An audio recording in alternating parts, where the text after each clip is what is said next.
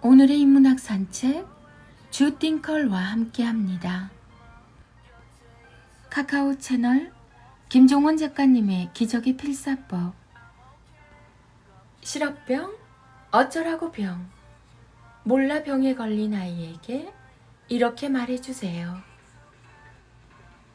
거실에 가서 엄마가 읽던 책 좀 가져와 주겠니? 싫어. 예전에는 싱글벙글 웃으며 예쁜 표정으로 심부름도 잘하던 아이가 갑자기 온갖 부정적인 표현으로 거절을 하게 되면 부모는 의아해지죠.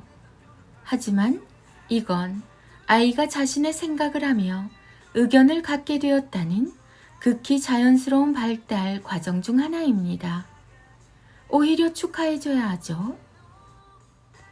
다만 이 사실을 제대로 아실 필요가 있어요.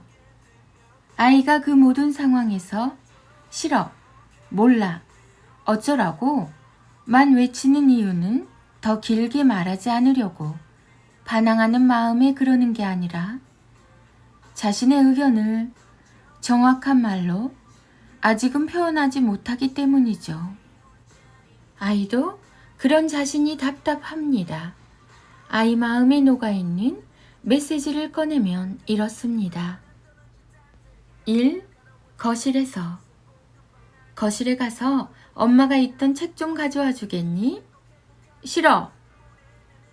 나 지금 장난감 가지고 놀고 있으니까 엄마가 직접 책 가지러 가면 안 되나요? 2.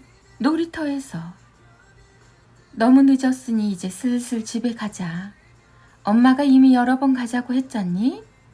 어쩌라고. 내 마음은 놀이터에서 더 놀고 싶은데 자꾸만 엄마가 집에 가야 한다니 나도 나를 어떻게 해야 할지 모르겠어요. 하지만 그 모든 것을 이해해도 뭘 물어도 싫어. 뭘 하자고 해도 어쩌라고 라고 답하는 아이를 자꾸 보면 부모 마음은 답답해지죠. 이때 상황을 부드럽게 통과할 방법이 하나 있습니다.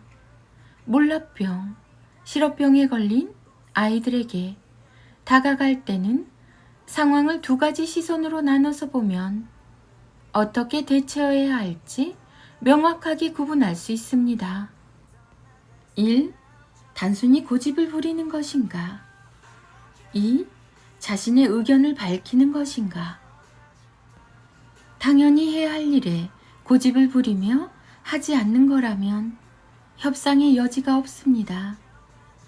당연히 해야 하는 것은 아이가 할 때까지 부모가 강하게 자신의 의견을 주장해야 하죠. 이때 부모의 말은 이렇게 하는 게 좋아요. 놀이터에서 어쩌라고? 아무리 더 놀고 싶어도 그럴 수 없어. 뭐든 끝내야 할 때가 있단다. 자, 엄마랑 같이 웃으며 집에 가자. 반대로 이번에는 아이가 자신의 의견을 제시할 때입니다. 놀이터와는 달리 아이가 반드시 해야 할 일이 아닌 경우에는 적극적으로 아이의 의견을 경청하고 부모도 조금 양보하는 게 좋습니다. 이렇게 말이죠. 거실에 가서 엄마가 읽던 책 좀 가져와 주겠니? 싫어. 아, 미안해. 장난감 갖고 놀고 있었구나. 그래, 엄마가 책 가지러 갈게. 부모가 위의 경우처럼 양보할 일에 양보를 하기 시작하면 일상에서 짐작도 하지 못한 놀라운 일이 벌어지죠. 바로 놀이터에서 벌어지는 전쟁을 막을 수 있다는 사실입니다. 집에 가자는 엄마의 말에 아이는 속으로 이렇게 생각하죠. 놀이터에서 조금 더 놀고 싶지만 엄마가 어제도 많이 양보했으니 나도 오늘은 엄마가 하는 말 예쁘게 듣자. 아이는 부모를 세상에서 가장 사랑하고 믿는 사랑스러운 존재입니다. 그런 부모가 자신을 위해 양보를 하면 아이 역시도 고집을 부리지 않고 평화롭게 일상을 보낼 가능성이 높아집니다. 뭐든 그렇게 선순환이 되는 법이니까요. 말은 생각보다 많은 것을 아름답게 바꿉니다. 안 될 때는 반드시 안 되는 이유가 있습니다.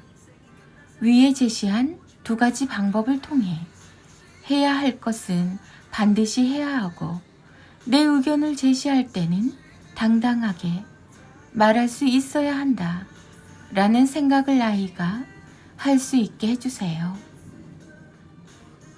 띵컬킴, 김종원 작가. 김종원 작가, 자녀교육, 부모교육, 책 육아, 홈스쿨링, 대화법, 질문, 초등교육, 실업병, 몰라병, 어쩌라고, 부모의 말. 인문학의 대가 김종원 작가님의 하루 한 장 365 인문학 탄력. 아이들의 낭송이 이어집니다. 인문학 달력 10월 30일 타인의 생각을 공급받아 사는 사람은 스스로 생각하는 사람을 이길 수 없다.